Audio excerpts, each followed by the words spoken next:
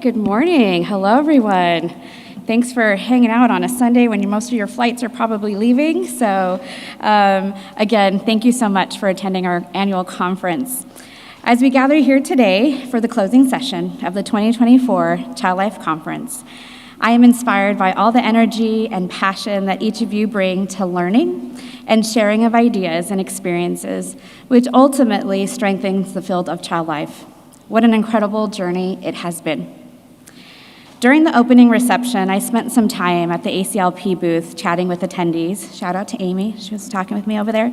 And many shared how they love coming to conference because it re-energizes them, it restores them, and just sparks their interests and offers us a place to be in community with each other and child life-minded people.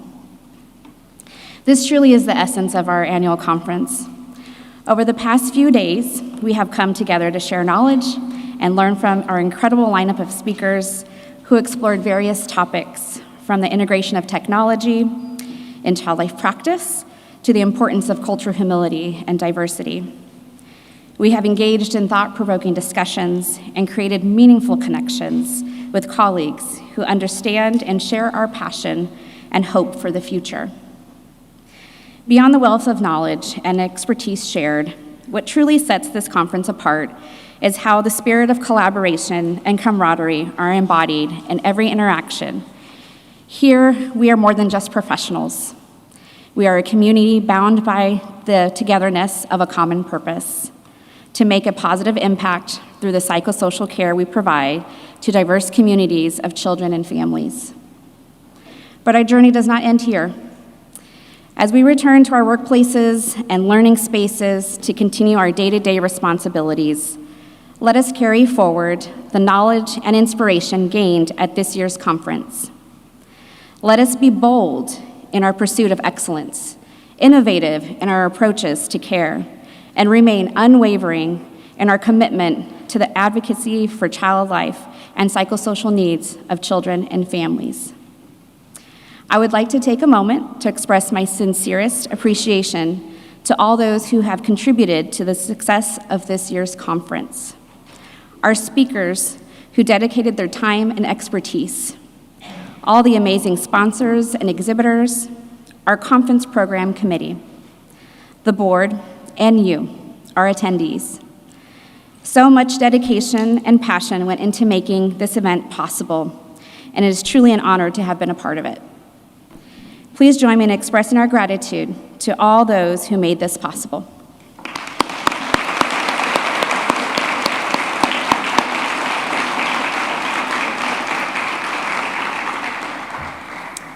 And now, it is my honor and privilege to introduce a prestigious award that embodies the spirit of excellence and dedication in clinical practice, the ACLP Mary Barkey Clinical Excellence Award. Named to honor the late Mary Barkey, a pioneer and trailblazer in child life, this award recognizes individuals who exemplify the highest standards of clinical practice, innovation, and leadership in their work with children and families. Mary Barkey's legacy continues to inspire us all, reminding us of the profound impact that a single individual can have on the lives of countless children and families. Throughout her career, Mary demonstrated unwavering dedication, compassion, and commitment to providing holistic, family-centered care to pediatric patients, a legacy that continues to shape the field of child life today. The Mary Barkey Clinical Excellence Award serves as a testament to Mary's legacy and the values she embodied. It celebrates individuals who, like Mary, have gone above and beyond in their commitment to excellence, make it a lasting impact on the lives of those they serve. Today, we have the chance to honor and celebrate a true champion in pediatric healthcare. Their dedication and excellence in leadership serves as an example for us all. To introduce this year's winner, I am pleased to welcome to the stage Megan Nguyen.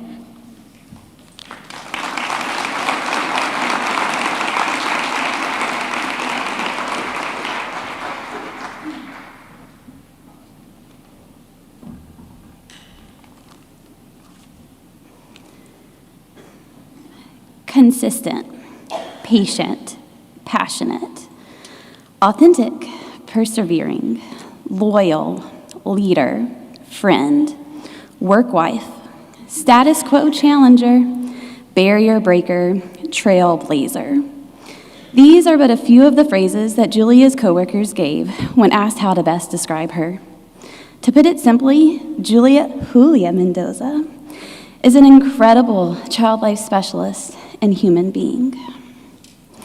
For over 17 years, Julia has passionately served as a certified child life specialist at Children's Memorial Hermann Hospital in Houston, Texas. Julia began her career in the neonatal intensive care unit, where she worked closely with infants and their families. Drawing upon her expertise in early childhood intervention, she quickly observed the long-term impact of providing infants with developmentally appropriate play experiences during hospitalization. Julia's transition from the NICU to a pediatric unit further broadened her perspective on the significance of play across all age groups. Specifically, her creativity and loose parts play emerged and remains as a hallmark of her skill set. She's even been known to dump out her business cards on her desk so she can use its box to create a hemodialysis machine on the fly. For the next 10 years, Julia was dedicated to working with patients and families on the dialysis unit. During that time, she found immense fulfillment in supporting the long-term needs of patients with chronic conditions, especially in witnessing their progressions across various developmental milestones. With each new phase, distinct challenges prompted Julia to both adapt herself and her interventions to meet her patients precisely where they were at in their journey. Multiple past patients and families have shared that her persistence and ability to hold space are some of the biggest influences that contributed to their positive coping during their dialysis treatment. Julia has always recognized the importance of providing care through a lens of diversity, equity, and inclusion.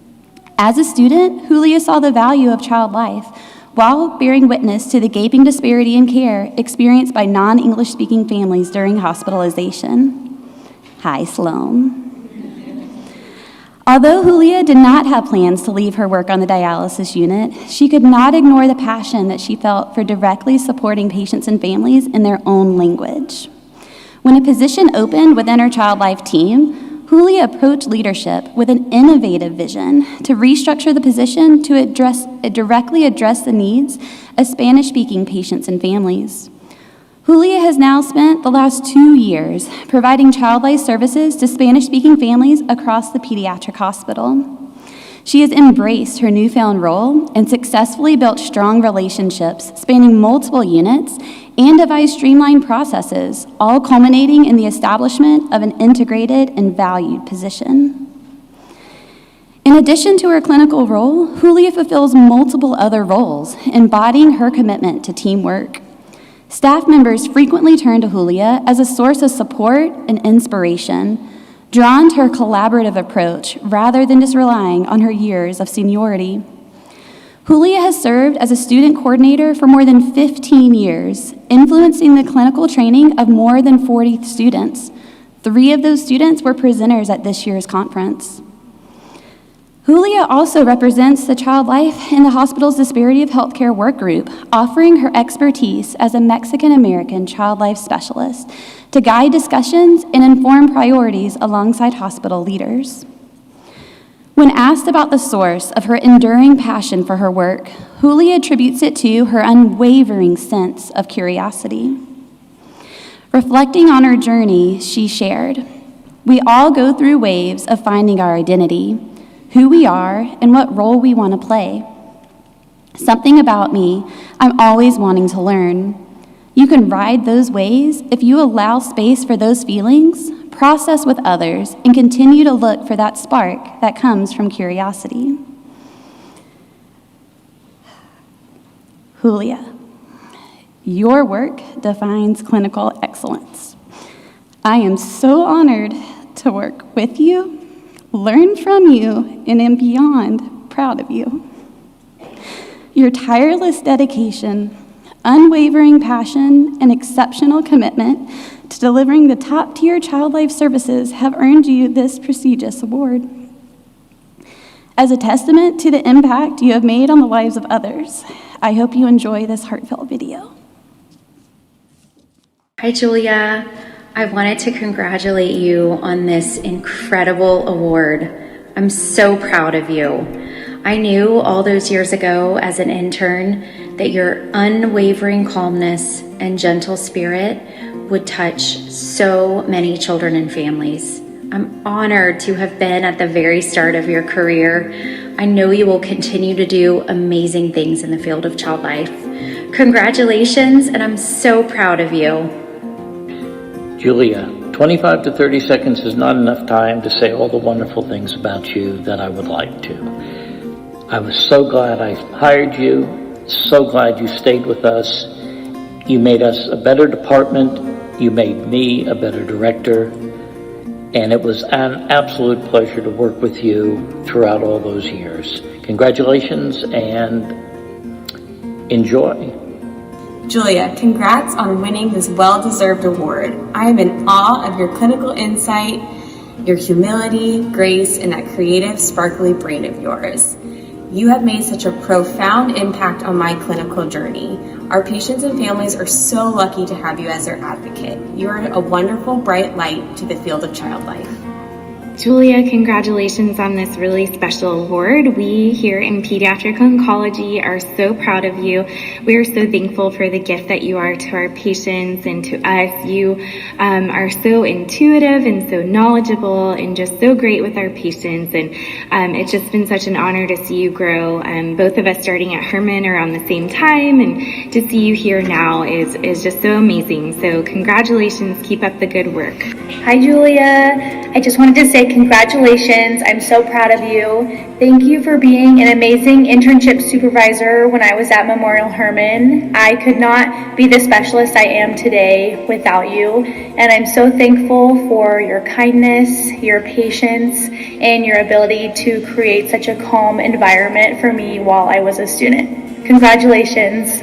Julia, your dedication to the chronic population and Spanish-speaking families is above and beyond expectations. Your innovation and compassion has pushed us to become better child life specialists. We love you, Julia. Julia, you're so inclusive in meeting families where they are, whether it's through language and culture or through empathy and compassion. Julia, your creativity helps students connect concepts in such a natural way. You are so passionate about our students. Thank you for helping make our student programming what it is today. Gracias, Julia, por hacerla mejor conmigo. Te quiero mucho. Julia, I've had the honor to work with you the past 18 years. Your passion, your love, your dedication to child life, to our department, to Children's Memorial Hermann, we thank you. Congratulations on this incredible award.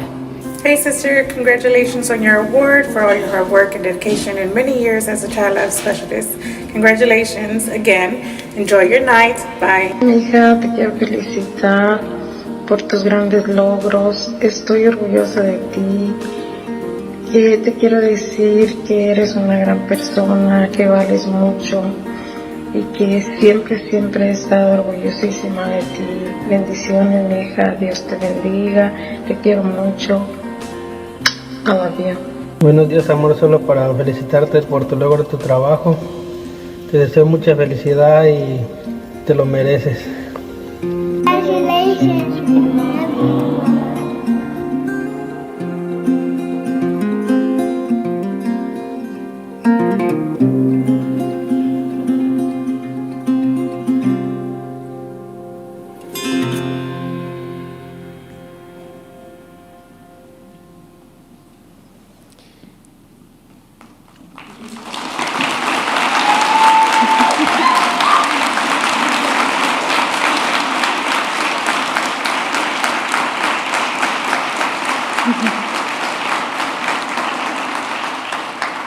I'm going to see if I can get through this without getting a little choked up. I see everybody's tears are coming, tears of joy.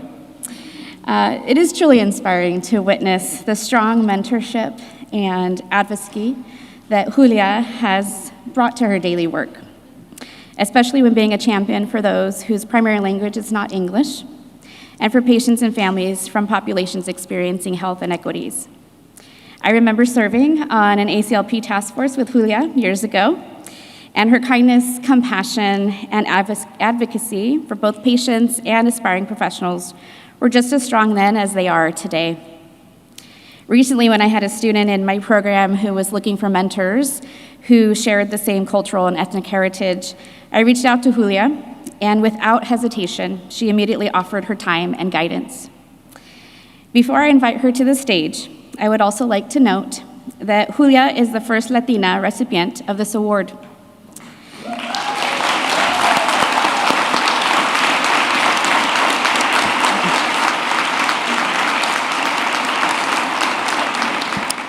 And now, it is my honor to introduce you to the 2024 Mary Barkey Clinical Excellence Award winner, Julia Mendoza.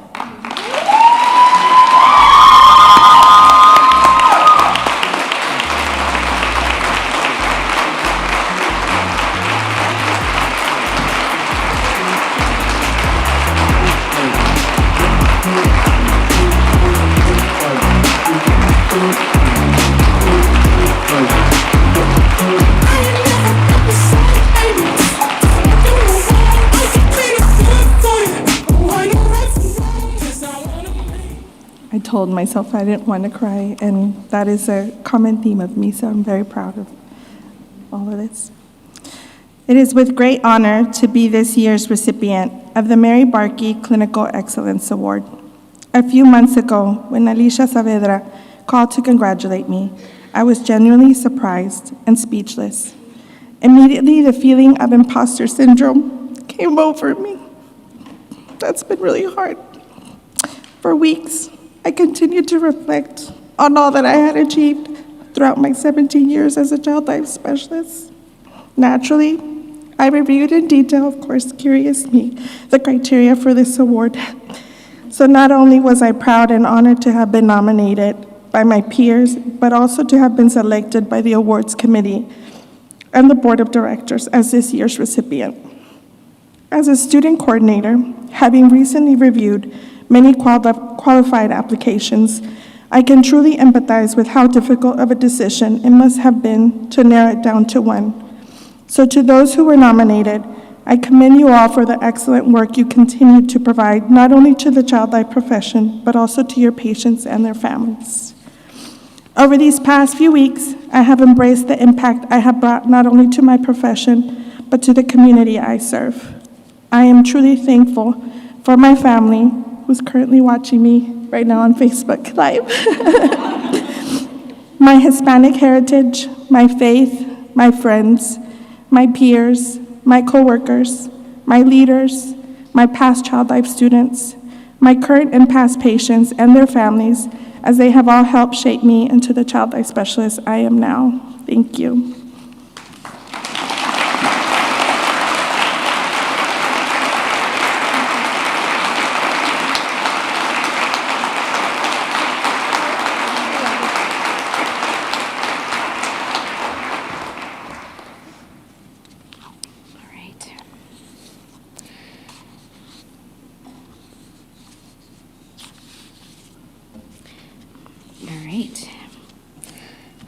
And now, I am pleased to welcome to the stage the CEO of ACLP and CLCC, Allison Herron.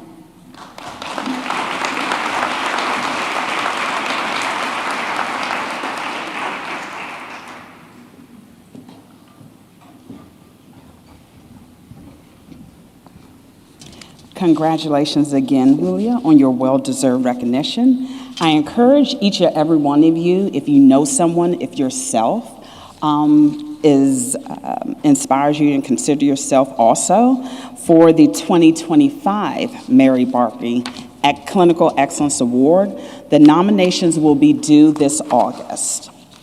So it is my pleasure to introduce the recipients of the 2024 International Conference Scholarships. Individuals whose dedication and passion for child life have earned the opportunity to join us here today from across the globe. Their presence at this conference serves as a testament to the global outreach and impact of child life practice, reminding us of the universal importance of supporting the psychosocial needs of children and family facing medical challenges. As we welcome these scholars into our community, let us embrace the opportunity to learn from one another, to share our experiences, and to forge connections that transcend borders and boundaries. When your name is called, please stand, and I'd like for everyone to please hold your applause until the end.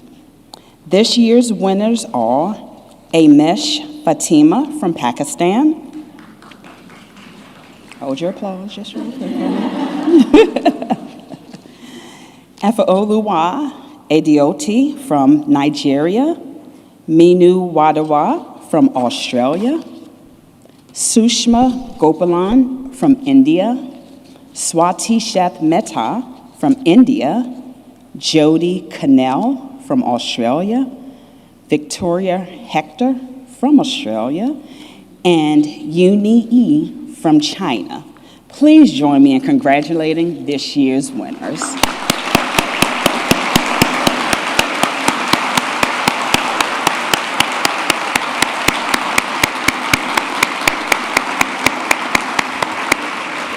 Congratulations again, thank you.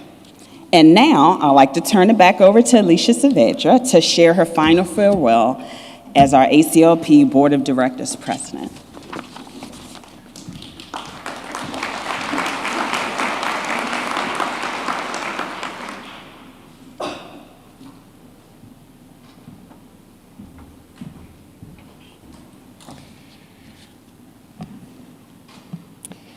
As my term ends as board president, I am filled with a mix of emotions: gratitude, pride, and optimism for the future.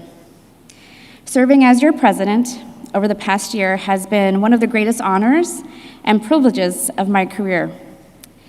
When I was selected to be on the slate and voted in by my fellow Child Life colleagues, I was incredibly humbled to not only be the first academician to hold this leadership position, shout out to my fellow academicians in the room, but the first Latina and person of color to be in this role since Frances Ritter, who served 35 years before me.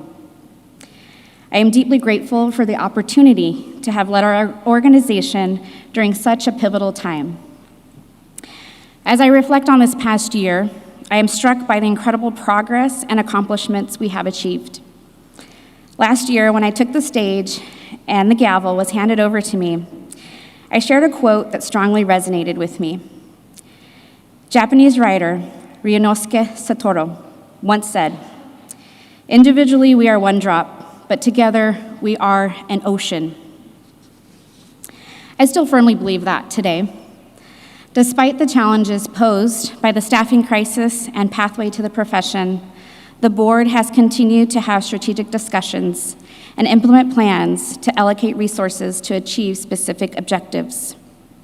From the launch of new committees to address the staffing crisis and pathway challenges, to the development of new educational resources surrounding burnout, sustainability, and diversity, equity, and inclusion topics, we have made strides to forge ahead.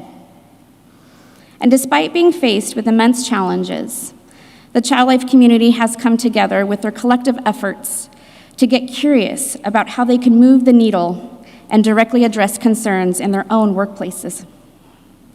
But beyond these achievements, what truly stands out to me is the unwavering dedication and passion of our community. Each of you, whether a Child Life specialist, academician, an aspiring professional, or a supporter of our cause, plays a vital role in our collective mission. It is your commitment, your compassion, your resilience that has supported us in propelling ACLP forward and inspired me to keep going every step of the way. To my fellow board members, I do not have enough words to fully describe how you have showed up for me, for each other, for our membership, and for the greater Child Life community. Outside of your daily jobs, you have attended countless meetings, replied to numerous emails and requests, read lots and lots of reports, and made some challenging but strategic decisions. Thank you for your dedication and for answering the call to serve. It has been an honor to work with each of you, and I am so proud of all that we have accomplished together. and ACLP staff. Without you, we could not have operationalized any of the decisions or initiatives that are important to our organization. Thank you for your dedication to the child life profession, all the long hours and behind-the-scenes work you have done, and your unwavering support throughout my tenure as president. To all the ACLP committee chairs and volunteers, your voices and subject matter expert knowledge as child life specialists is what's informing the staff and our board and drives our decisions. Thank you for your time and commitment to ACLP and contributing to the legacy of our profession. As I prepare to pass the gavel, I am confident in ACLP's ongoing growth and adaptability alongside our members. Our foundation is strong, with clear guidance from our strategic plan, and driven by an unwavering commitment to advancing the child life profession. Looking forward, let us embrace the future with optimism and determination, recognizing that individually we are one, but through our collective efforts, we will continue to impact the lives of our fellow child life colleagues, aspiring professionals, and those who are at the core of everything that we do, the children and the families we serve. And now, I am very, very honored to introduce you to the incoming ACLP Board of Directors President, Sarah Patterson.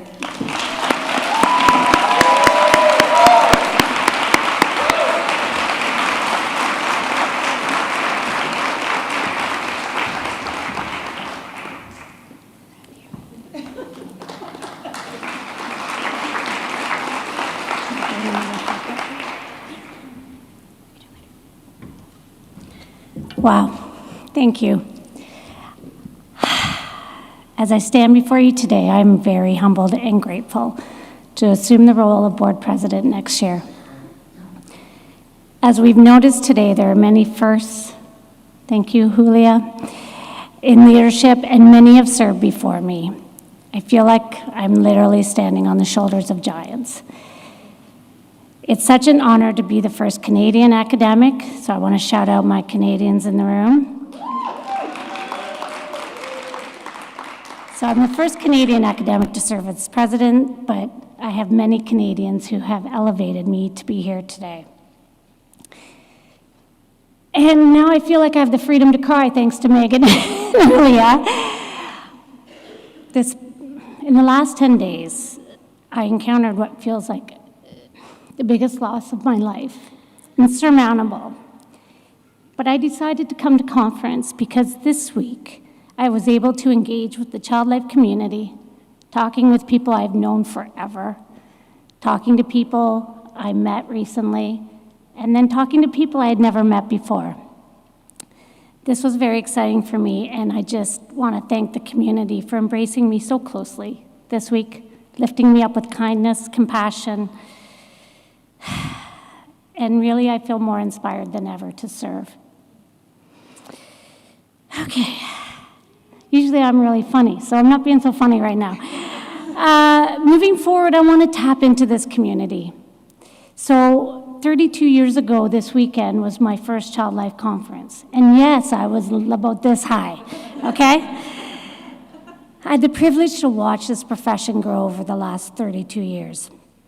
I have not been a leader. I spent 26 years working bedside like many of you. And now, full-time in academics, I'm watching aspiring professionals grow. We've talked this week about the ACLP being the most financially healthy it's ever been. This year, I want to see the same in our health and our relationships with each other in our community.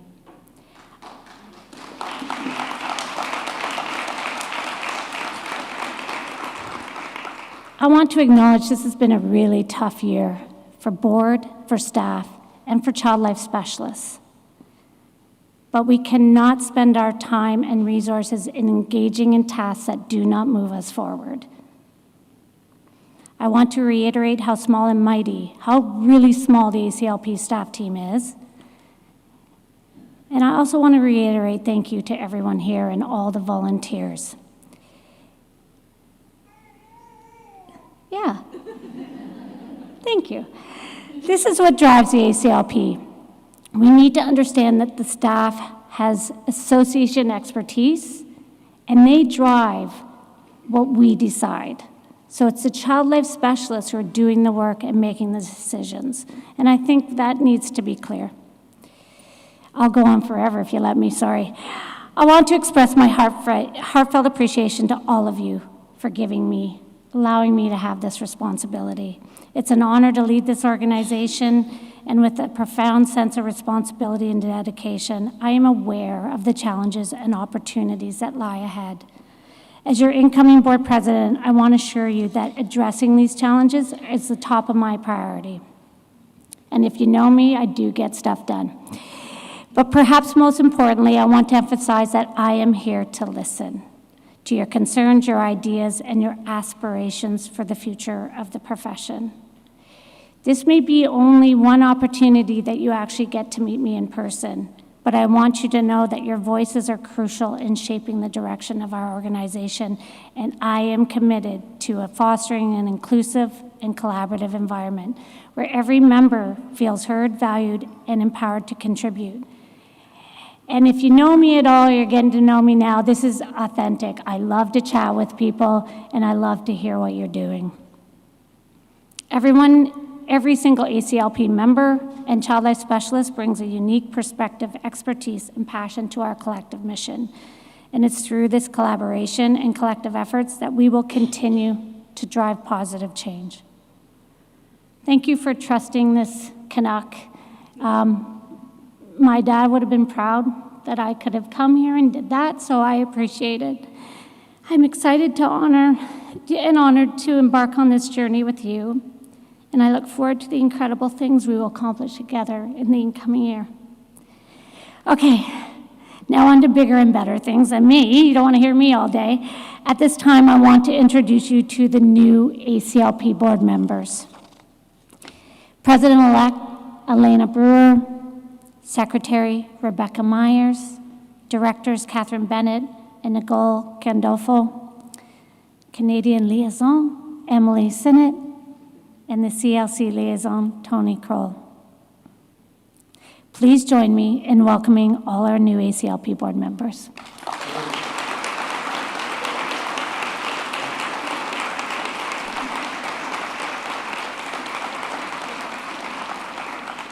Do I get to use this yet? Now I'm excited to get you to the main event, to introduce you to the closing keynote for today's session, Nina Sossamon-Pogue. Nina Sossamon-Pogue is a former USA gymnast, Emmy-winning news anchor, and successful corporate leader. She's now a best-selling author, podcast host, and sought-after speaker on a mission to help others take on challenges and reach their goals. Nina shares an unforgettable message of resilience and offers her science-backed, data-driven, Stoic philosophy-infused framework to take control of your life story and handle any plot twist life throws at you. With a focus on smart audiences and high achievers, she uses her astonishing stories of success and failure as a backdrop and takes audiences on a motivational journey into their own strengths, helps them build their reverse resume, and shows them how to thrive in a high achiever success cycle. Please join me in welcoming to the stage Nina Sossamon-Pogue.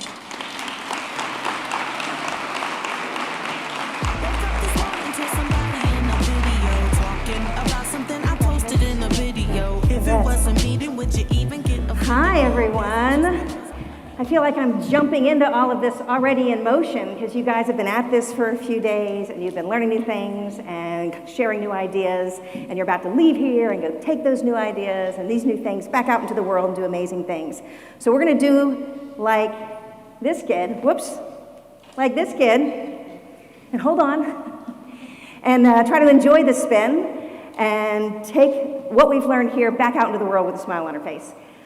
And that's not easy because change is hard.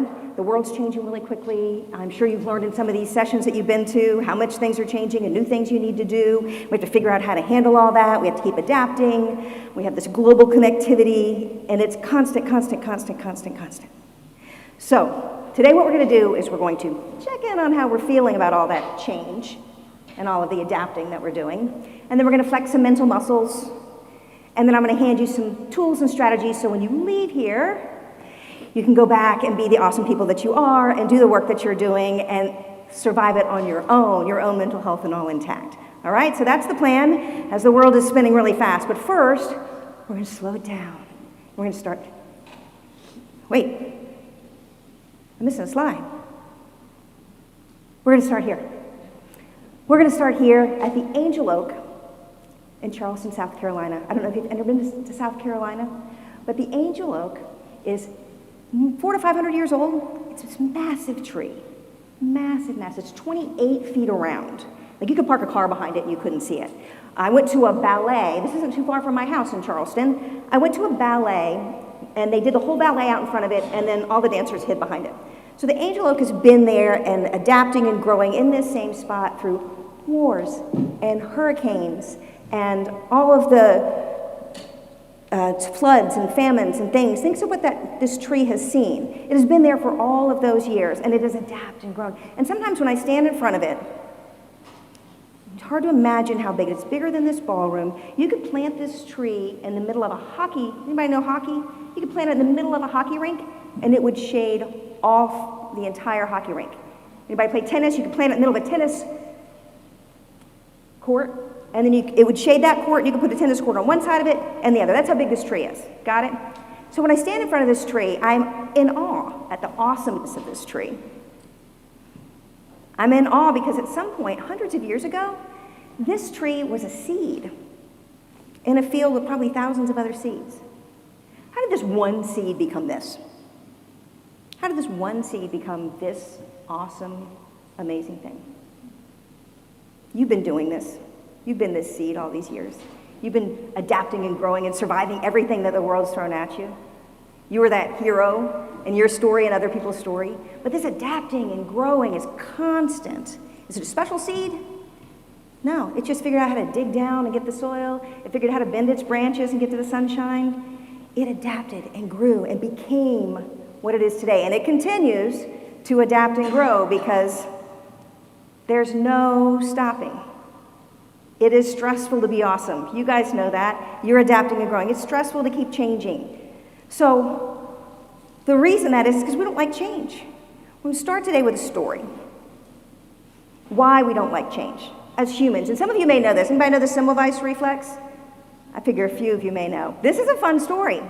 So we don't like change as humans. So as we start this discussion about change, we don't like change as humans in general. So back in the day, we're going back to 1800s, 1847, this young Hungarian doctor goes and he is set up to work at the Vienna Hospital. And he gets to the Vienna Hospital and he's concerned about the number of babies who were dying in the maternity ward and the mothers who were dying in the maternity ward. New in the space, he's looking around. He's like, this doesn't make any sense. So he does a little digging and he says, oh, well, in the ward, in the maternity ward where the doctors are delivering the babies, the death rate is 3 times that of the maternity ward where the midwives are delivering the babies. What's with that? And at the time, it was common practice for doctors to be in a room doing an autopsy and figuring out how someone died, and then go straight from that room over to the other area of the hospital and help in the maternity ward and deliver babies. And so this young Dr. Semmelweis says, well, I have a theory that somehow these doctors are like carrying invisible death on their hands from here to there. And I have a suggested solution. What if, don't call me crazy, this is wacky. What if they washed their hands after they had them in the corpses before they went and delivered the babies? And he says, just theoretically, let's see if that changes anything. So the doctors agree, the hospital agrees, and so they do that.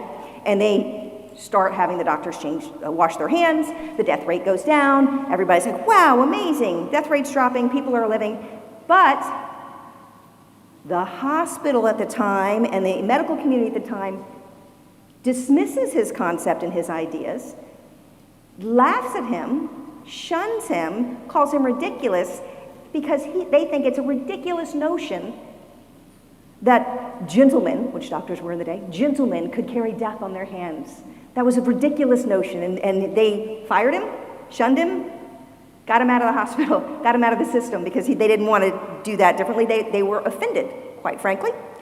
It was decades later and thousands of women's lives later before we got to the point where we knew that the Semmelweis reflex was a thing. Before it was accepted, germ theory was accepted, and we all knew we had to wash our hands. But that's why they call this the Semmelweis theory. The Semmelweis concept that we don't like change. As common knowledge as that seems now at the time, people don't like change. And in this room, as you're sitting here, three out of four of you would much rather do things exactly the same and not do a change if you were given the choice. It's easier. We just like it. There's only a handful of people on the planet who really lean into this change thing. But you're one of them. Just by being in this room, I already know that you're one of these superheroes. So that's a story of epic failure when it comes to change. Epic failure when it comes to change. Now let's go on the other side of it. How about an epic win when it comes to change? How many people play with Legos? You probably still do sometimes with kids. Lego. My kids played with Legos. I grew up in the 70s playing with Legos. Legos are a thing. They've been around for forever. Lego is an example of adapting to change and really having huge success. Lego came out, jump 100 years ahead of Semmelweis, okay? Well, we're in the 1940s, and Lego has wooden toys, and this is Lego's timeline. It goes from wooden toys to plastic toys. I call it bricks to bytes. The factory burned down at one point, so they had to go from wooden toys to plastic toys, and they had to keep going, and they built Legolands, they franchised. Remember this Star Wars franchises and all the little Lego? My son had to have the Millennium Falcon. That thing cost $1 million, and then he wanted to glue it together, that whole thing. You guys had some of those too, I'm sure. But all the franchises they did, still struggling. Then they jump in, they did movies. That first Lego movie, everything is awesome. You know which one, right? You can't not sing the song and think about it when you hear it. Everything is awesome. That first Lego movie made $640 million. The company was struggling again. The Lego movie comes out, saves them once again. They keep adapting to the world around them. And they continue to. They came up with video games, virtual reality things where you can sit and feel like you're in Legoland. Then they continue to adapt and evolve and change with the times. And just recently, they have AI education kits that they just put out in the schools. This is a great example of continuously adapting. So we want to be a little more like Lego and a little less like the Semmelweis crowd and figure out how to adapt to all this change. You just learned a bunch of stuff. I'm sure you learned new things. How do we adapt to all this change? How do we get okay with it and be more like Lego? Well, let's think about this for a minute. So here's what I'm going to ask you to do in a moment. Not yet. In a moment. I'm going to ask you to gather up your stuff and switch seats. Okay, you really don't have to. But do you know how you felt? You're like, I hate her now. I liked her for a second, like she's just getting warmed up, but now I like flipping hate her. Right? You don't want to change. All I ask you to do is change seats. And in that minute, some of you, besides not liking me, but some of you, all this went through your body. Like the cortisol, like that surge, like you felt it, like that surge of, adrenaline, and the adrenaline came through your body, your heart rate went up, like, where am I going to sit? I don't know anybody. And then those of you who weren't really listening, that norepinephrine came in, now you're focused. Wait, what's she talking about? She can make me move? Right? All I did was ask you to change seats. We don't like change, right? This table's like, oh my God, please don't make me switch. Really don't have to, I promise. You can relax. I'm sorry to put all those chemicals in your body. But that happens all the time in our daily lives. When we have a plan for the day or something changes, cut off in traffic, like all that stuff, the stress hormones and the adrenaline happen in our bodies. We want this. We want to stay in our seat because we like predictable and safe, feels good. Let's do the same thing we did yesterday. We survived it. You have survived everything that life has thrown at you, and you are here. That's saying something. You're already very, very strong. But your body would really like to just keep doing the same thing over and over. Predictable, efficient, comfortable to stay in the same place. Change is hard. Change makes us feel things that we're not comfortable with, but Who remembers these? We are the kids who jumped on. You've survived everything life's thrown at you. You don't like change, but you just spent 2 days learning about things that are probably going to have to change and be different when you get back. You're the kids who jumped on. I remember these. I grew up in Orange Park, Florida in the 70s is where I was, and you would jump and it would burn the back of your legs, like flying. And there's always the one mean kid that would like stomp on your fingers and try to get you to throw off, right? But you'd spin around. You'd spin around and around on these things, and everybody get thrown off in the dirt back then. Nowadays it's all clean and not, but back in the day you got thrown off in actual dirt and probably hurt yourself. And then, right? And then it would spin around, and then one kid's left, winner. And then it would slow down, and then what'd you do? Yeah, you jump back on. That's what we did. So we'd spin around, we'd jump back on. This is who we are. You are not okay just sitting on the sidelines watching the other kids play. You are not okay to have the status quo. You would not be here right now if you didn't want to learn more, do more, be more. You would just let somebody else do all this. Even if it's just financial and you just want to make more money, you want more. You're jumped on because you want more out of life. You're not okay with flatline status quo. You're not okay with just okay. You want more. You want to make it different. You want the world to be better. You want your life to be better. You want more. You jumped on. And we do this all day and all year in constant turn. So let me take you through what it means to be you, to be awesome, doing an awesome job, and be in a success cycle and trying to be more successful as you go. How many of you set goals? Write your goals out at the beginning of the years. Maybe you have KPIs or whatever it is in your system that you work with. You have some type of metric, a number that you're trying to hit or something. Or maybe vision boards. Anybody done vision boards? Let's just manifest this with vision boards, yes. And you have things you want, like this is the trip I want to lose this weight and fit in this jeans, like it's a vision board. We set this, and we set our vision goal. So we set a goal. This is what we're going to work towards. The vacation, the house, the new job, the promotion piece you want, whatever it is. You set the goal, okay? And then you start this circle. You go, okay, I got to learn some stuff, see what works and what doesn't. Because, like when I started keto, I gained the full COVID-19 and had to lose all, plus some, had to lose that back. Like, do I do keto? I had to learn what was going to work for me. We learn what's going to work for you in this new job or to get to this house or to do this thing. We learn. And then we get to work. We try some things, try this, try that, figure out what works well. And we figure out what works well, and then we do the work. You're doing the work because you want to succeed. You want the thing at the end of this. And then it gets hard, but you got to be persistent.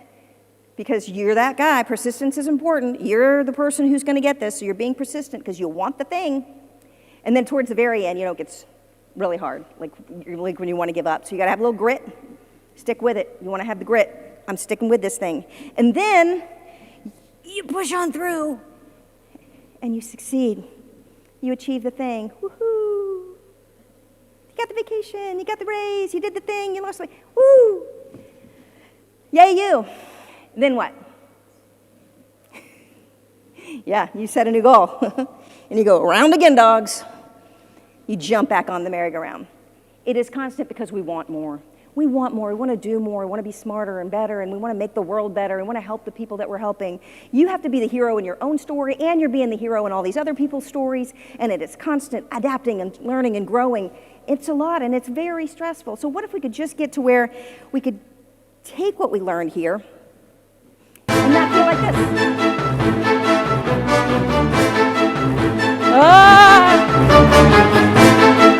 Whoa! I jumped on it on purpose. Yeah.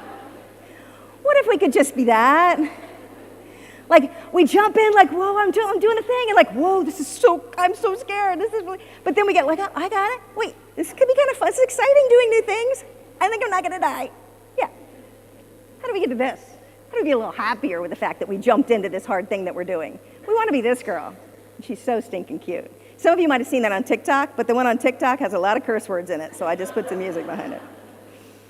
How do we get to be that? How do we get to be a little happier in this scary journey we jumped into? And some of you younger in this might be thinking it after seeing this, the few days you've had, you're like, there's a lot to this business. There's a lot to this journey that I'm on. You might be thinking, wow, there's a lot.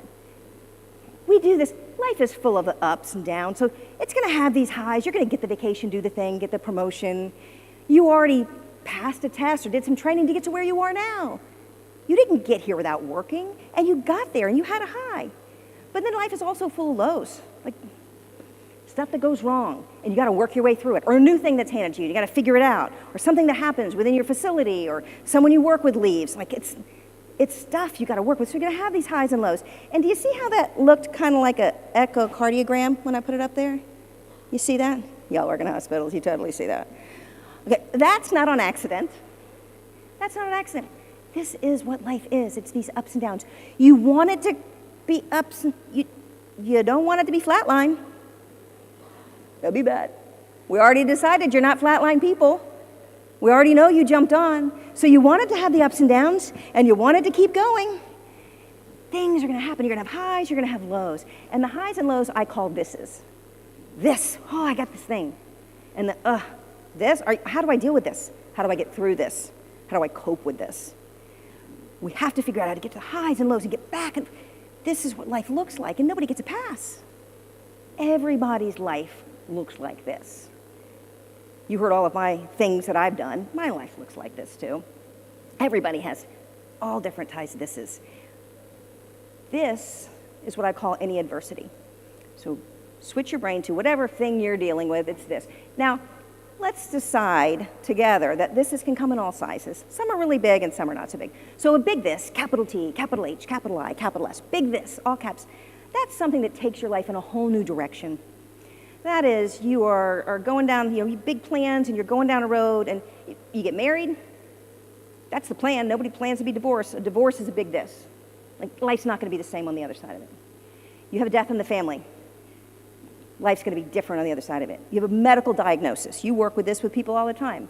Life is going to be different on the other. You can't get back to the plan you had because life is going to be different on the other side of it. Those are big thises that take your life in a new direction from what the plan was that you had set out and been working towards. And then there's the capital THISs. And these are things that sidetrack us for a little bit, but not the whole, you're not completely knocked off path. These are things that maybe for a week or maybe a month or so. A few weeks or a month can take us off track. This is, for me recently, my mom is 90, she had a fall. I had to be there for her, so I'm in the hospital, I'm in the ICU with her. Then I had to get a step-down program, find care for her. I had to not be able to go do what I do here and travel. I had to be there. So it was big this. I had to rearrange my life for a while. And this happens sometimes when our kids have an injury or a fall or something, or this could be you get in a car accident. You get in a car accident, that's a big this. I mean, that's a few weeks if you don't have a car, maybe if it's in the shop, or you're in the hospital, or you're in a boot at the busiest time of your year. Like, you just got to do things differently. You get it? That's a big this with a capital T. But afterwards, you can get back on track, and your life can be down the road again. And then there's these little thises. These are the things that happen every day. And this is pretty much the world you live in. Little this, it's like not part of your plan. You get up in the morning like, this is the day I'm going to get so much stuff done. Stuff. You can see I edited there. You're going to get so much stuff done. And then you head out into the world and you get an email from someone, can you help with this? Or somebody walks up to you, oh, this happened. Or you walk out the door and you spill coffee on yourself and you got to go change clothes. Maybe that's just me, but I do that a lot. Or you're in the middle of a big meeting or you're helping someone and your kid's school calls. Like just stuff that's in the way of you getting to where you're going. All day, every day, you have to deal with it. Those are the little thises. So think about how these thises add up. All your little thises, and maybe you have one big one in a year, the middle size, and then maybe one of those really big ones in every 5-10 years, something like that might happen. And then you're working with other people, and they have all their thises they're dealing with that you don't even know about. And if you work on a team, you add all your thises after all your team, and it's just like body blow after body blow. Like, how are we getting anything done? Because all the thises are in our way to get our job done. You have ideas right now that you've got from this conference. You want to go back and get them done. But you're going to get back and they're like, oh, no, we got this project to do, and oh, we need you on this. And oh, well, while you were gone, we started this new thing. Like, all the things happen. Those are the thises, right? So what's the key? What's the key to getting through the really big, horrible thises and get to those little ones where they don't knock you back and just you can't keep, they're just constant? How do we deal with those without them totally stressing us out and making our brains do all the things that your brain did when I just asked you to switch seats all day long? What's the key to that? Well, if we just had someone who had been through some really big thises and then figured out how to get through them and had success on the other side, then maybe they could tell us. Maybe they could do some research and tell us exactly how to do that. Well, this is where my story comes in, and I don't like talking about myself too much, so my team put this together for you guys.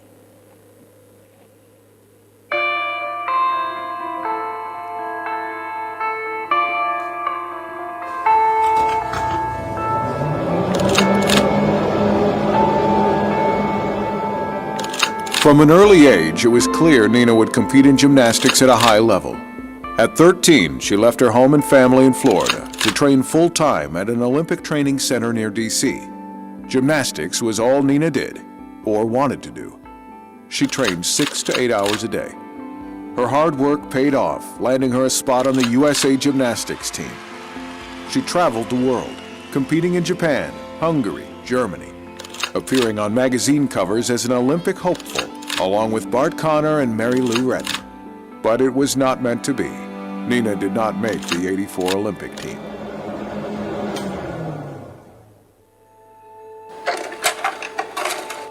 Although a tough blow, Nina forged ahead, continued her training, and became one of the top college recruits in the country, signing with SEC powerhouse LSU. Her freshman year, Nina shines, until one meet where the unthinkable happens. A career-ending injury brings her 14-year gymnastics career to an abrupt end.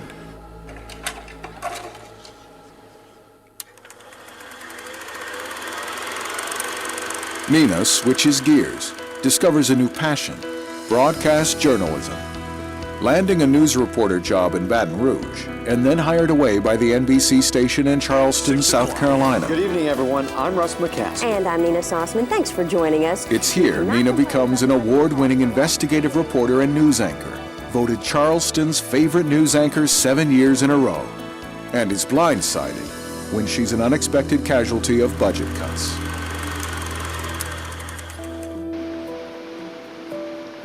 Scooped up by the competition, Nina's television career continues to soar.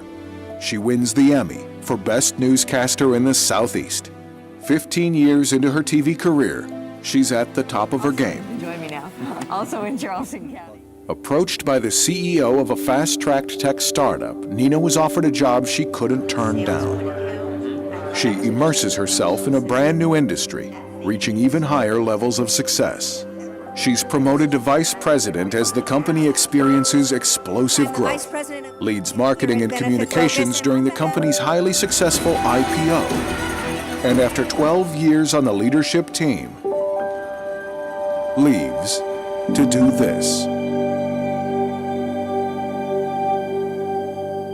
do this, to help other people figure out how to go forward when something that very much defines you doesn't, there we go, when something that very much defines you doesn't work out. And to talk to people about what does life look like? I found myself become the go-to person for people going through tough times.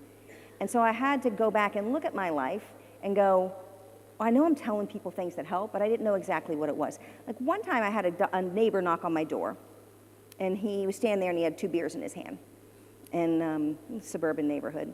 And he's standing there, 2 beers in his hand, and tears running down his face. And he's like, Nina, I just got fired, and I don't know what to do. I can't tell my wife. I don't know. I've got, the kids are at home.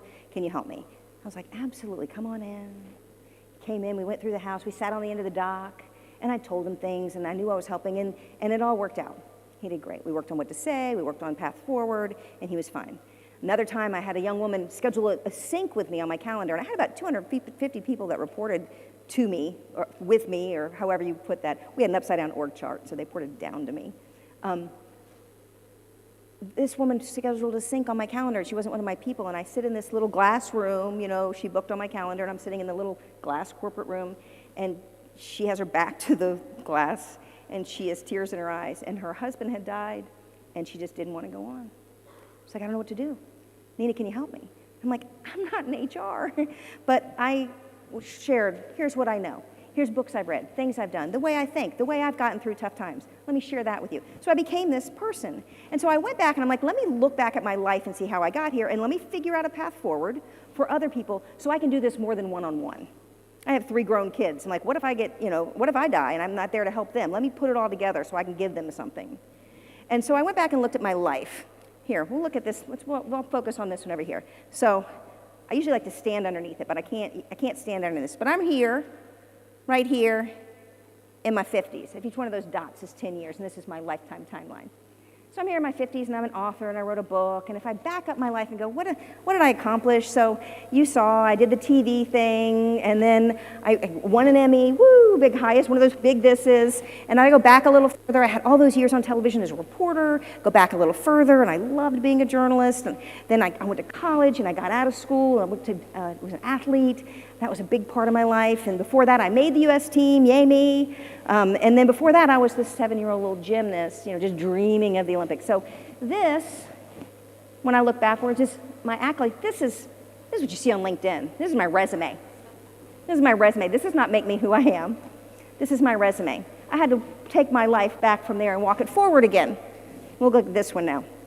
So if you walk it forward, I didn't make the Olympic team, dreaming of this all my life. And at 16, thought my life was over. I'd wasted my whole life because I'd, done gymnastics for so long.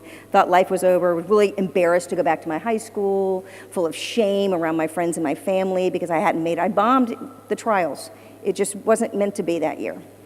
And then I figured that out, but I get the college scholarship, and then I blow out my knee. You saw the video, and a horrible time. Didn't know how to go on from there. And then I go up again, I'm like, okay, so I get in television, do those things. But my 30s were not the best. By the time my 30s, I get a divorce in my 30s. Not long after that, I got fired, as you saw there. Right in there, too, my dog died. I used to say my life became a country song. Lost my job, marriage fell apart, my dog died. 30s was, the beginning of my 30s were bad. It was way down below the line. And then I had a really life-altering, I was involved in an accident, it was a life-altering traumatic accident, and I had a lot of PTSD, and I was in a really dark place. And I had a point at age 37 where I didn't want my lifetime timeline to go on. I kind of was done. So I had to figure out a way past that. And I did, and I went for it. So you get it. So this is my timeline, all right? That's my timeline. You got to see baby Nina, then we took it through, that's it. That is what your reverse resume looks like. It's the bottom of that. That's what makes you who you are. And you have one of these too. You have a blank timeline that you're on. You have a timeline just like mine. You have your highs and your lows, and you can play it out. If you draw a line across a piece of paper and you put a dot on it, you're somewhere. Every one of you walked into this room today somewhere on your timeline. If you drew a line across a piece of paper, you're on a year of that and put a dot there. And some of you came in on a high, and some of you may have come in on a low. And those of you who are on a low, in a tough spot, and some of you I'm sure are, going through this right now or dealing with something tough, keep going, it doesn't last. And if you came through and you're on a high, congrats, that's really fun. But I hate to tell you, that doesn't last either. This is life.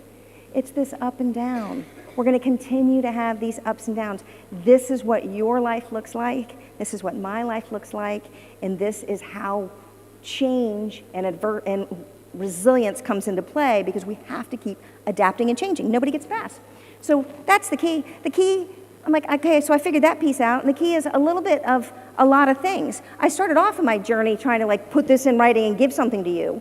And I said, oh, maybe it's physics. Time heals all wounds. Let's just get to the other side of this. Maybe that's the piece of it. Maybe it's just how long our brains, all those chemicals and things affecting our brains will work. But wait, if it's affecting our brains, that's not physics, that's neuroscience. So maybe I got to think about the brain and how our brains are working. Maybe that's the answer. But wait, you spend most of your life inside your head. Make sure it's a nice place to be. That's kind of like actions and thoughts, and that's more psychology. That's less neuroscience. That's how our emotions become. So maybe I should be studying psychology and positive thoughts, breed positive. Maybe we should just manifest some happiness. Is that what I'm trying to tell people to do? But wait, there's lots of pieces of psychology. You guys know this, and I'm sure you use some cognitive behavior therapy in the work that you do. I think there was some in some of the sessions I saw. So maybe it's like replacing the bad thoughts with good thoughts. Maybe I need to go down that road a little bit and figure out that. Is that what I'm trying to tell people to do? The happiness of your life depends on the quality of your thoughts. But wait, that's Marcus Aurelius. Maybe it's just Stoic philosophy. Maybe we should just, they had it right back in ancient Greece, and we should just be listening to those guys to get forward with whatever happens. Maybe that's the answer for what we're looking for. You have the power over your mind, not outside events. Realize this, and you will find strength. Maybe that's it. Well, it's not one thing. It's all of these. It's a mashup of all of these. The key is a mashup to all of these, but I wanted to be able to put it together in a package that I could hand to you at something like the end of a conference and say, hey, run it through this filter, whatever comes into your life. And this thing that I'm talking to you about is resilience. When I got to this word of what I was studying, after going through all of those, I realized it was resilience. And it wasn't just our tree. Nature's resilient, germs are resilient, we know all those things. This is the definition for humans when it comes to resilience. It's the ability to learn and grow stronger from adversity and adapt in a positive way to whatever happens to us. That adapt is really key. We have to keep adapting. We have to keep bending without breaking and trying new things and figuring it out. You just went to a conference for 3 days, and it's all about adapting. It's all about taking what you've learned and making what you're doing better, making some changes and not staying exactly the same. That's what conferences is for. You've made new relationships, you've learned new things, adapt. And I will tell you, argue with you, or say, I believe it's as simple as this. It's the ability to adapt in a positive way to this, not to spend too much energy on the little thises and not to get stuck on the big thises. You're already really strong. You have survived every this that has been thrown into your life. You are here. You figured out a way forward, and you have built that strength through time. You have gotten yourself back up over that line many times. What I'm talking about is how can we make sure that I send you back out into the world to do this in a repeatable framework, so continue to do that and do it more efficiently, so you can take everything you've learned and you can handle anything that's coming at you. So I call it this framework. I know, really tricky, took a long time to come up with that. This framework, and people are always asking me for tips because of the life I've led, so the analogy I use is tips. I know, I'm really clever. So it's tips, and we're going to put in a timeline, isolate it, talk about our people, and tell a story. And that is what I want to send you away with today. And we're going to start with the timeline piece and the big this piece. For those of you who are visual thinkers, I have to take everything in my head and make it make sense. So this is how I look at it. If I visually am thinking, what do I do with this thing that just happened? All right? So we'll take the big this, and we're going to shrink it down. We're going to put it on the timeline. We're going to isolate it. We're going to draw a circle around it so we can figure out who's in this with us. And then we got to figure out who can help us, the who, because we feel alone when something happens. But there's a lot of people, and we need to let some people in, and we need to leave some people out. We got to edit our people a little bit. So that's a thing. And then we got to take that and we got to call it something. This is what? What is this thing that we're dealing with? What are the words in our head that come out of our mouth and become our story? Ready? So that's this framework. Tips, isolate, people, story. And we'll start with the timeline. And it's my favorite part to talk about, so this is fun. Remember summertime when you were 10? Think about it. Summer when you were 10. Where did you live? For me, it was like kickball in the streets till the lights come on. I was big into puzzles with my friends. We would ride bikes through a neighborhood, you know, and everybody's bikes would be piled up in the front yard. That's how you knew where everybody was. Summer when you're 10. It seemed like this long stretch of time, right? Kind of magical, long period of time. I remember having to wait 2 weeks to go to camp. Like Girl Scout camp is forever from now. Summer when you're 10. You got it? That feeling in your head? Summer when you're 10? Hold on to it. Now, think about summer when you're 40. You're funny, right? Like, wait. Summer when you're 40 feels really different. Summer when you're 40 is like it's there and then it's gone. For those of you who are parents, like there's this, they come home from school and then there's this scheduled going nonstop thing and then they're out the door. Like you're going back to school shopping. For me, it was summer when I was 40. I had 3 kids when I was 40, and it was, you know, the backpacks thrown in the corner when they get home. Summer zooms by, and then at the end of the summer, I'm doing back to school shopping, and I open the backpack, and there's like a moldy half a peanut butter and jelly sandwich in it, because I never even unpacked them. Like summer when you're 40 feels very different, right? It's kind of a joke. So here's the math for that. When you are 10, that year of your life is 1/10 of everything you know. 1/10 of everything you've ever experienced in life is that year when you were 10 years old. And when you're over here and you're 40, that year of your life is 1/40th of everything you have experienced and known in life. So 1/10, like if it was a pie, 1/10, and when you're 40, it's 1/40th. That pie, you get a little bitty sliver, 1/40th of everything you know. It is the same 365 days, 1/10 and 1/40th. That's the math. Every day of our lives is a smaller part of the whole of our lives. And we want that timeline to keep going, but every day of our lives is a smaller part of the whole. That's why it seems like the days are shorter or things moving so fast.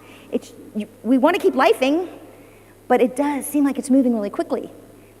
Summertime when you're 10. And so here's the best example I can give. This is the perspective piece of whatever happens to you. So when I blew out my knee, I was 19. This is little Nina laying on the mat at the PMAC in LSU, and the paramedics are holding me down. If you can't read it from the back, it says, "Another one bites the dust." That was the headline in the Reveille newspaper. I don't think they'd get away with that now, but we'd had a lot of injuries. So at this point, I think my life is over. I have wasted my whole life in the gym. I'd never been to a date or to a high school football game. I just lived doing gymnastics. I'm like, why did I waste my whole life doing this thing? And thought life was over. I'm 19. So if I look at this with our structure we just put, if I take this and I shrink it down, it was right here, 19. It's a dot on that map. That's where it happened. And at that point, yes, gymnastics was 75% of everything I knew in life. 75% of my life experience had been in a gym. So of course it felt like everything. If you're parenting a teenager and like, you're ruining my life, they truly feel like that. You're not. Go ahead and discipline them. But you won't let me wear this. I'm like, no, change your clothes. You're not going to school in that.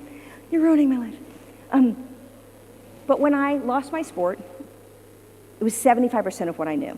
And back then, it was like my sweatshirt and my bumper sticker. Now it's their Instagram, it's their TikTok. Like, they identify as this thing. It was 75% of what I knew. Now, since we'll use my story, since you've been so patient, listen to it. If you play it forward, my story, by the time I've done television news and I've had, a bunch of years of parenting kids at home, that line should go all the way to the 50. But once I've had 20 years or so of parenting kids, and I know we don't stop parenting kids, they're always there, but those heavy years when they're at home, like by the time it was 28% by the time they left for college. Gymnastics was 28% of my life. It wasn't my whole life. And if I play it forward, and I live to be 100, which I got to drink less wine, take better care of myself. I admit it. I'm not perfect. But if I live to be 100, then it's only 15% of my life. The math changes as I go. And here's what I love about this, and here's what I hope you will take away today, is the magic part of this timeline thinking. Ready? This is where I am. All that blank space ahead. All the blank space ahead. Who knows what's going to go there? It's like an open book. The book has yet to be written, and all the blank pages ahead in my story. Same with you. You're on a dot on that. Some of you, like me, are over on this side of your timeline, and some of you are a little earlier in your timeline who are very young. All the pages ahead are blank in your story. You're the hero of your story, and all the pages ahead from the today have nothing in them. You will decide what goes in them. You will decide where your life takes you. You could, what's your name again? Megan. You could decide tomorrow, like, I am sick of kids and this whole thing. I am going to sell everything I own. I'm going to buy a Harley. I'm going to shave my head and get a face tat. And I'm just going to go. Right? Purple hair. Go purple hair and a face tat. I think that's more you. Yeah. Like, you could totally go off the rails. Any of us could. Like, it's a bad idea. Sorry. Bad idea, just for the record. Bad idea. But you could totally go off the rails and do something. That's your life. It's your life story. You are in control of it. Nobody's coming to save you. No one's to make, not your husband, not the president, not your spouse, not your boss. You're in charge of your life story. All the pages ahead are blank. Got it? That's the timeline thinking. That's the magic in that. The next piece is this isolate piece, and this is really key. Really important, because when something happens, it feels like everything, and we start doing all this weird stuff in our heads that only humans do. We play it forward and figure out how we got here and all those things. So what is this? Is this glass half empty or half full? Yeah, gee, you want to be the half-full people, right? Like everybody wants to be the half-full people. It's neither. It is neither. It is a 6-ounce glass with 3 ounces of water in it. It just is, right? That's all it is. We project we project our emotions and the things we want it to be, but it's just a 6-ounce glass with 3 ounces of water in it. That's it. How do we take the emotions out of it? This is the isolate piece. What are we dealing with right now in this moment? So, when this is this magic, this moment, this day, like we are right here. So there's everything that happened before you got here today, and then there's everything that will happen in the future, the blank pages ahead. And any good therapist will tell you, if you're living in the part that's already knocked down, if you're living in the woulda, shoulda, couldas, the woulda, shoulda, couldas over here, that's where depression lives. If you're over here all the time, wish I'd have not married that guy, I wish I'd have taken the other job, I wish I'd have done things differently. That's where depression lives, in the woulda, shoulda, couldas. And then on the other side of it, if you're living over here in the what ifs and the doomsday scenarios and playing it all forward in the worst case scenario, that's where anxiety lives. That's where anxiety lives. Depression is when you're stuck over here in the past and the anxiety's in the future. There's this magical piece right in the middle. That's where we are, right? That's the today piece, right now. That's what we can take action on, and that's the reality, the isolated, the fact that we're dealing with. And ancient Chinese philosopher, I'm just into philosophers. It was part of my journey. If you're depressed, you're living in the past. If you're anxious, you're living in the future. If you're at peace, you're living in the present. But peace is kind of hard. He couldn't imagine the world that we have today. Peace is a little difficult. The present's a little scary sometimes. But there is this magic in the moment that we're in right now where we can actually take action. And I learned this in my 40s. And if anybody, who's parents in here? A lot of parents. This can work if you're a parent, or if you're a dog parent, or if you have a best friend, or if you're your own parents, or your good relationships that you have, someone who matters to you. I happened to learn it with my children when I was 40, and here's how this works. I was home from work. My kids were eating dinner, and my daughter had a very bad, horrible, no good day. She was in a really grumpy mood. She was a ballerina, and she was 14 at the time. 14. And she's my youngest, so I've been at this parenting thing for a while. She was 14, and she's in this really crappy mood. And she's like, can I just go up to bed? She had bombed an exam because she'd spent all her time practicing for a part in the ballet that she wanted, but she didn't get the part in the ballet either. And the boy she liked didn't like her, and he happened to use that day to tell her something that she had ugly teeth or something. So, horrible day for a 14-year-old kid. So she's like, I'm going up to bed. Great. I give her some space, let her go up to bed. And then a little while passes, and I'm like, let me check on her. And it's about bedtime, so I go up to check on my child with a very bad, horrible, no good day. And her name's Emma, and I open the door, and I'm like, hey, knock, knock. Poke my head in. You okay? Yeah. And grumble. And I said some brilliant parenting advice, like, oh, get some sleep, it'll all be better in the morning, And she's like, Mom, would you come rub my back and sing me a song like when I was little? And I'm like, inside going, oh my God, I'm so here for this. Like the youngest is for it, I'm like, I am all in. But the outer me, the outer Nina is like, sure, scoot over. And so I open the door and I step into her room and I'm hit by the smell of only the stinky ballerina feet and point shoes all day can make. Oh, so bad. And I step over her gym bag and all of the dirty clothes, and I don't say anything because now's not the time. And I look around the room, and I'm walking over to her bed, and I look around the room, and there is every plastic from our house. But I don't say anything because now's not the time. And I plop down next to her, and I was like, okay. She rolled over, and I start rubbing her back and singing, and I'm a horrible singer. It's not my strong suit. I'm good at a lot of things. That's not one of them. And so I learned a few songs when they were little, and so I start rubbing her back, and I'm singing the Kermit the Frog song. Why are there so many Songs about rainbows. I'm drawing the rainbow on her back. And what's on the other side? And I'm tickling her side, just like when she was little. And we get through the song, and I can see her body relaxing. And then I start drawing the ABCs on her back, and she starts guessing the letters. And she physically looks like she's doing better. And she says, I love it that you did this every night when I was little. I said, excuse me? And she said, I just love it that every night when I was little, I got put to bed like this. It just is so comforting. I said, Em. And I flipped her little 14-year-old butt over. And I was like, really? That's what you remember? She said, yeah. And she's looking at me like I'm crazy. She's like, yeah, you put me to bed like this every night when I was little. I said, I played in my head thinking this is okay to say to a kid at this age. And I'm like, hey, baby, you do know that I work nights in television 2 to midnight, and I probably got home twice a week to do bedtime because I was working the evenings. And when I worked in tech, I was flying around and traveling all the time. And you do know that your dad and I divorced when you were 4, and you're only with me half the time. And she looked at me and she said, that's not how I remember it. I just feel like you did this every night when I was little. And I said, okay, and finished putting her to bed, gave her a kiss, good night, walked out. And I remember holding onto the railing of the upstairs balcony and the upstairs steps and thinking to myself, how could I have been so wrong? How could I have been so wrong? All those nights driving back to the TV station in tears, thinking I was ruining my kid's life and I wasn't doing it right, and I was a horrible parent because I had to go back to work. And all those nights in the newsroom thinking I was a horrible, news anchor because I wasn't there and I had to go home and take care of my kids. All those nights in hotels, being away from my kids, thinking I was ruining it. Or all those nights when I was out on an airplane flying home thinking, I'm not there for them every minute.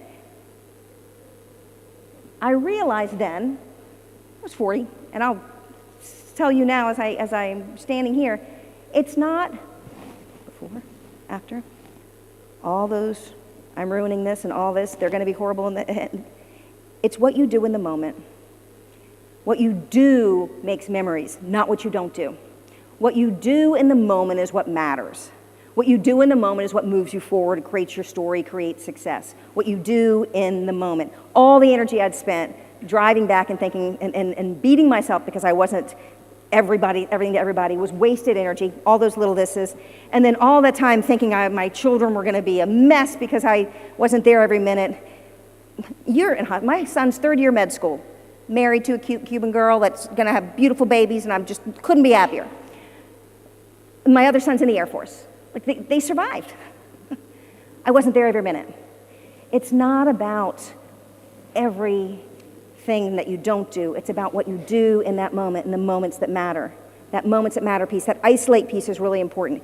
You have this for your own people that you're involved with in your life, and then you step in and do this every day. You can make a difference for the people that you step in and help every day. I loved hearing your story, by the way. Oh my gosh, you're amazing. You have the moment. It's not the before and after.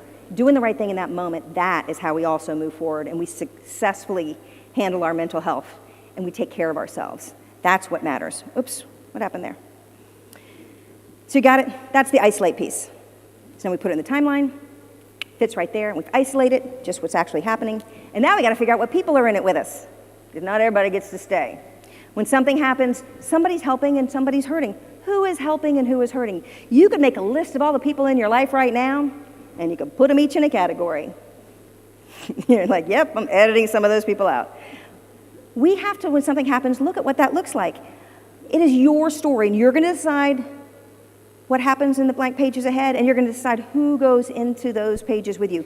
You are the main character. You're the main character in your story. But I will tell you this, no one has a story with one person in it. Don't go it alone. People have success, people who figure out how to find success on the other side of a hardship, or people who go through little things all day long with things coming at you. They don't go it alone to get through it healthy. Someone's walked through this maze before. Someone sees it differently. Someone says, oh, I've already run into that wall 5 times. There she goes, running into that wall again. Or like, oh, I should tell her to go left, but she's going to figure it out on her own. Don't go it alone. Somebody built that maze. Somebody's looking at it from up here. We don't all see things the same way, and I'm going to prove that to you. And this is the point where I get you to all look up at the screen. You got to put your phones down and do whatever you're doing. I think most people are looking. I can't really tell them back there. But everybody look at the screen. I'm going to show you something on the count of 3. You ready? 1, 2, 3. Okay, the clicker didn't do it. There we go. 3. All right. Okay, so how many people saw 2 faces? How many people saw a tree? We all saw the same image at the same time, but we didn't see the same thing. Your brain did one or the other first. We're wired differently. To try to go it alone and think that you know everything is not the best way to move forward when something happens. You have to let other people in. Someone sees it differently than you. It could be their life, the way they were brought up, the part of the world they live in, how many years they've been here, some story their grandma told them. Everything makes us who we are, and we see things differently. Don't try to go it alone. So that's the third piece. And here's a lot to this. 2 more pieces to this third piece. 1, there's a whole lot of opinions out there, a whole lot of influencers. This is something new to all of us, is having to edit this. You decide what goes into your brain and into your body every day as you leave here. You're going to decide what you take in and who you're going to listen to and who's going to influence you. You know, this is like the neighbor that keeps going on vacation, or the old friend of yours whose kids are doing great stuff. Like, you just compare ourselves. We live in this FOMO comparison culture. I feel like my friends are on vacation all the time, right? So we have to decide what we let in and what we don't. I'm also become weirdly addicted to baby goats. Like, how did that happen? Like, somehow a baby goat video got into my feed, and every night, if I've had a bad day, I'm like, I just need baby goats to put me to bed. Like, we decide, but that's a choice I make. Like, we decide what we put into our bodies and our brains. For some reason, I have baby goats right now. And as soon as you watch it, as soon as you start watching them, they're going to feed you all of those. Like, the algorithm's going to find some goats for you. But this is a whole new world, and it will also be something we can get sucked into. And there's a book about this. It's one of my favorite books. If I could read the whole thing to you or just give a talk on just this, it'd be so much fun. It's called Why Zebras Don't Get Ulcers. Fascinating book. And Sapolsky's figured out and did a lot of science. It's a heavy read. It's thick and it's scientific, but some of you would love it. But I'm going to do it for you in 3 slides in about a minute and a half. But my take on this book, and it's ridiculous, but you're going to like it. So this book is all about how that cortisol and adrenaline and like all the stuff in our bodies are making us unhealthy. How we're creating our own stress and we're becoming unhealthy with the world that we're living in because we are trying to do hard things and we jumped on the merry-go-round. Like, we are making ourselves unhealthy because in the animal kingdom, an animal will go through something and then it goes on. It's not going to the what ifs and it's not going to the forward. It's just always in that moment. It just goes back to being an animal when something happens, right? So this is my take on why zebras don't get ulcers, just so you can keep it in your head, and this will help you as you leave here. So we got our beautiful zebra made for this. Like, the hoofs are made to run fast, striping so it can hide in the grass, and it's built to be just an amazing, beautiful creature. Beautiful. Who haven't I picked on? You're very quiet over here. Give me your name. Christy. This is Christy. Are you good at your job? Is she good at her job? She's good at her job. This is Christy the zebra. She's really good at what she does. She's built for this. She's made for it. She's having success. And then one day, you know, like happens, some stress comes in. So a lion is chasing her across the savannah, I mean. So a lion starts chasing our zebra across the savannah, and she starts running, but again, she's built for this, but the adrenaline's going, the cortisol's going, norepinephrine, super focused. How do I get out of this? Where can I go? Like, phew, zebra, going, lion, behind me, got it. Zoom. She outruns the zebra. She's rock star. She outruns the zebra, and she tucks off in some high weeds, high grass, and she's like, whew, whew, I'm built for this. I'm good at this job. I did. Whew. And the blood pressure starts going down, the breathing starts calming down, the adrenaline stops flowing, like she gets back to a state of, okay, wow. And then she's a little bit like, look at me, I ran the zebra. I'm good at this. And then she does something very human, our Christina Zebra. She pulls out her cell phone, says, what's the rest of the animal kingdom doing? And did anybody catch that? Did I look cool when I was running across there? You know. And she looks at her cell phone and she's like, flamingo. Flamingo's on the beach. Flamingo gets pink. I am so sick of these stripes. I want to wear pink. Like, I wish I was flamingo. I wish I was on the beach. This is what we do. And so the one moment where she felt proud of herself for being great at what she did, she took all that joy out of her life, and she started feeling bad about herself, and then she started wishing for something else. Like, this is what we do. This is the world that we live in. And we worry, like, why did I choose this career? That's like, gives you all that horrible feeling. And right? Be fantastic zebras when you leave here. You were built for this. You were doing the thing. You have taken the test. Go be the zebra. Don't worry what flamingo's doing on the beach. You don't get to live on the beach. You get to live in this beautiful savannah. Like, be the best you can be. I always told my children, go be you, everybody else is taken.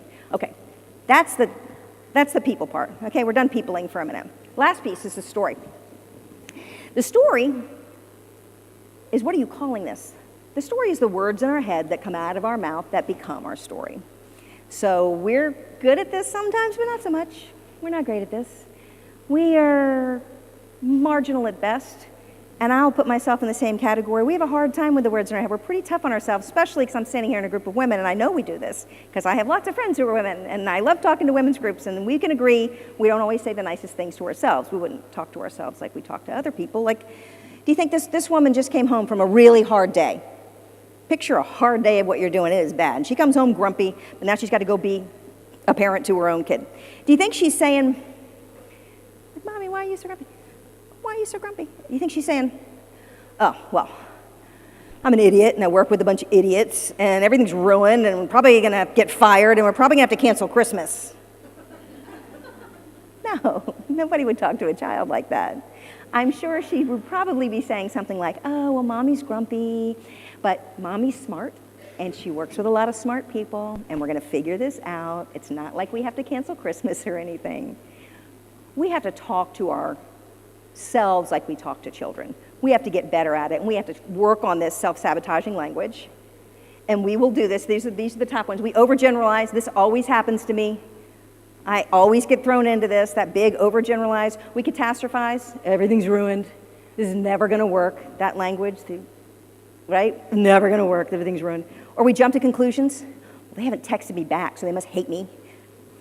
Or you write up an email and you send it, and like they haven't responded to my email, so they must think it's a horrible idea. They don't like me, and then you spend all night worried about the email, and the next morning you walk in and you go to whoever you sent it to, and they're like, well, did you see it? And you didn't respond, and you spend all night worrying about it, and they're like, oh no, I was at my kid's game. I didn't even look at my email. You didn't go to your kid's game because you were all worried about the dang email.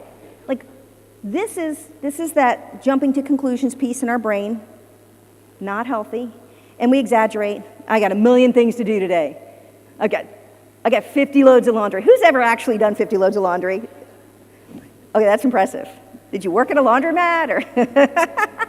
But like we say, like we got to work on the language that comes out of our head because that becomes our story. If you're the one that's always saying, this is never working, I got a million things to do, everything's ruined, then that's who you are, and that's what your world becomes, and that's how people see you too, and no one wants to hang out with that. And then the last piece, the belaboring piece, I guess I should throw in an example of that too. That's, well, if Carol had done her part, or if John had done this differently, or if we just decided to do what I told him to do 6 months ago. I say that sometimes, just to my husband. But we do that. We do the belaboring piece. We try to go back and fix it. The self-sabotage. Words in our head come out of our mouth, and that becomes our story. We start the echo of the story of our life. The people around us hear it, and that's how they talk about us. She's all, she thinks everything's ruined. Or, so I'm trying to think of a scenario, and I talked to a few of you. So you step out of a situation, and you step into a hallway, and you're having a chat with somebody else, and you're like, wow, they don't get it, they're idiots, how come they're not listening, this is ruined, this is never going to work, like, why do I do this job? Words out of your mouth, that becomes your story. And the people around you are like, oh, this whole thing isn't working, and we probably got to find some other people to do it because this isn't, or, the concept isn't working. Or somebody else steps out, same thing, didn't go well, you step out and you're like, well, that didn't go like I thought, and it was really challenging. I had to find some really smart people to help me let me find some other people to help, reintroduce this. Now people are like, oh, facing a challenge, looking for other people. I want to be part of that team and go help with this. They're looking for smart people. Let me go. You see, it's the same story. That's what I mean by you start the echo. You're creating your story by the words in your head that come out of your mouth and become your story. In the book of your life, you will decide, you'll be the main hero, and you will decide all the words that go in there. It's really up to you. And here's a key. I know this is going to be shocking to some of you. You are not the main character in other people's stories. Nope. But you are a character. In other people's stories, you are a character in their stories. In your children's stories. In your coworkers' stories. In your spouse's stories. In your people that you interact with. You're a character in their book. And how do you show up? What are the words they use to describe you? Are you the good guy? Are you the villain? Are you helping? You're hurting? Who are you in other people's stories? That's the people part when we're looking at how we move forward and do okay with our mental health. We also have to keep in mind that we are affecting, as we create our own story, we are affecting how we show up in other people's stories. Be the hero. You're already being the hero. You're the hero in your story, and for this audience in particular, I speak at like cybersecurity conferences and stuff, like that's different. You guys are the hero every day in someone's story, doing amazing work, but it is stressful to be awesome. You're dealing with changes every day. You're stepping in and having to deal with things that other people don't want to deal with. You can be the hero in your story, and you can be the hero in the people's stories around you, but you got to take care of yourself as well. So now you have these tips. Put it in the timeline, isolate it, pull in the right people, and craft your story. Whatever happens, you're big this, you're going to shrink it down, put it on that timeline of your life, wherever you are in it. Going to go onto that timeline, and then you're going to isolate it, not before, not after. What are you actually dealing with that you can do right now to make a difference? And then you're going to draw a circle around it and go, who's in this circle with me? Who do I need in there? And then finally, you're going to say, this is what? And you're going to go put some language on it. You can draw this diagram on a piece of paper and scribble all over it and figure out what piece. If you're stuck in something, you can figure out what piece of it is missing by looking at this diagram. Final story for you. You know this. Like, it's hard when something goes bad in your life to feel like it's ever going to get better again. And you know that you deal with people every day who feel like life is never going to be okay again or things are going wrong. So I had a time where my oldest son, I have two boys and my daughter's the youngest, my oldest son comes home from college and he's got a buddy with him.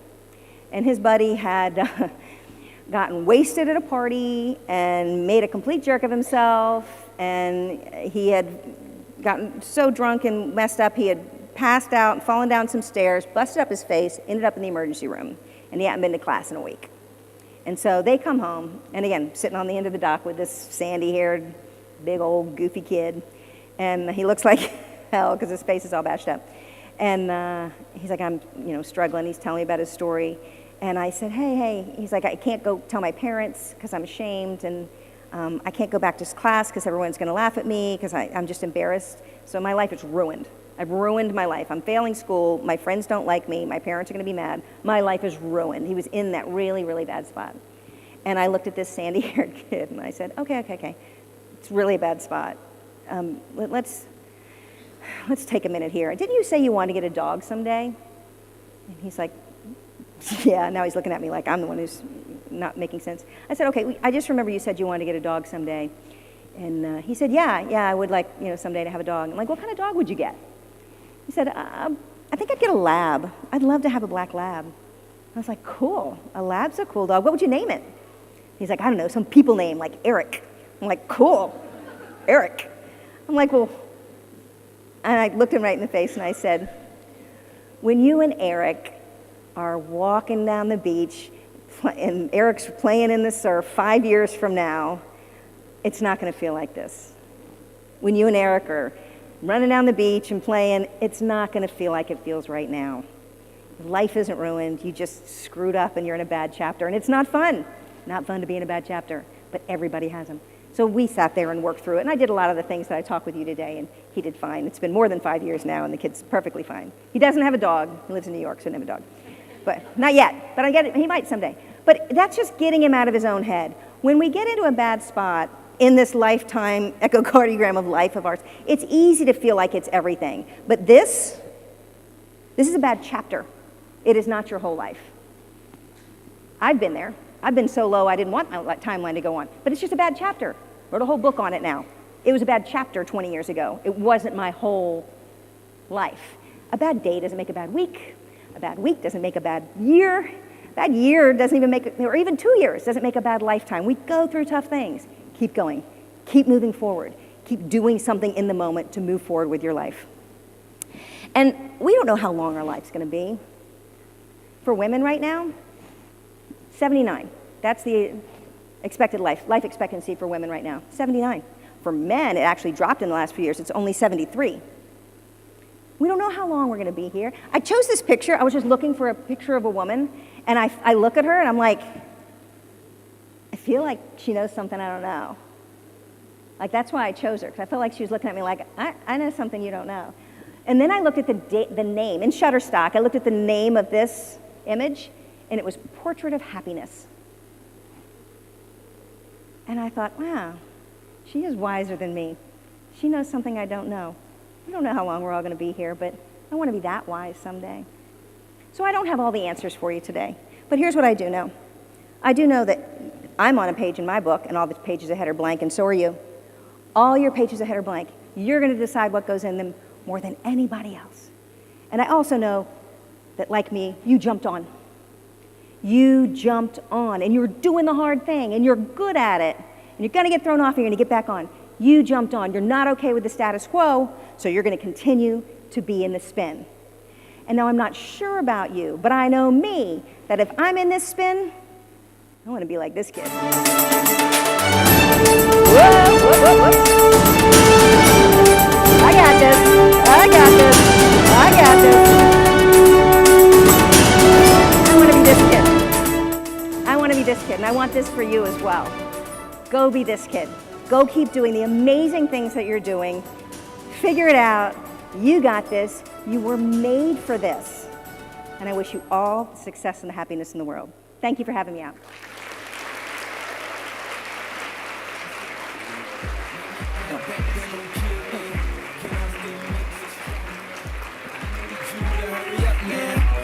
Can't wait much longer. I know I got to be right now, 'cause I can't get much longer.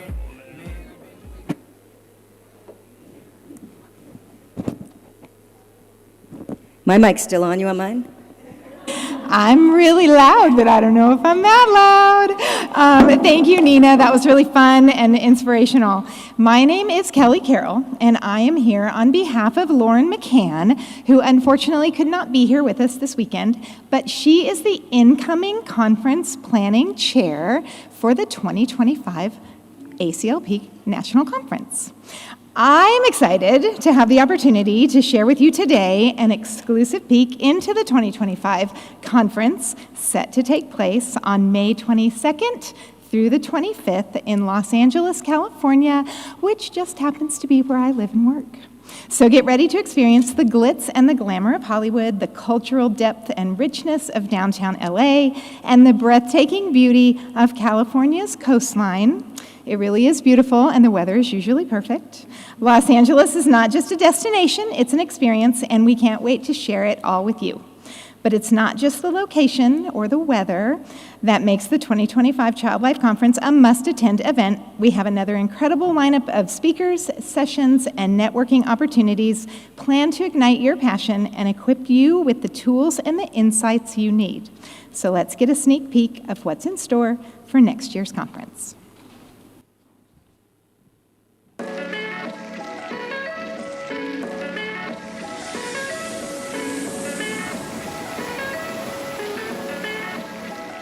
There's really no place in the world like LA. What inspires me about LA is the diversity of it, the chaos, the unpredictability of it. So many different things. It's not one-dimensional.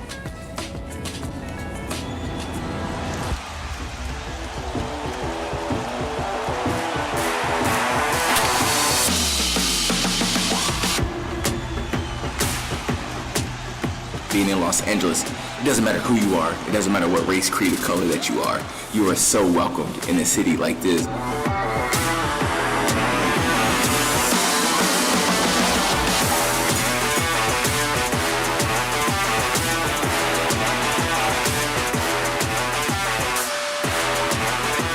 LA is a city full of possibilities.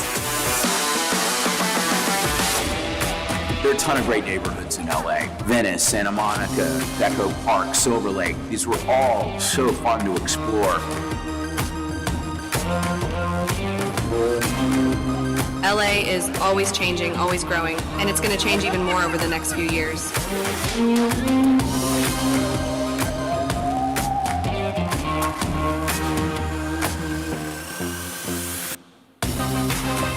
Whatever you're interested in, this is the city to explore that. So it's a nod from the universe saying, Blake, you're on the right path. You're doing the right things in the right moment, in the right city.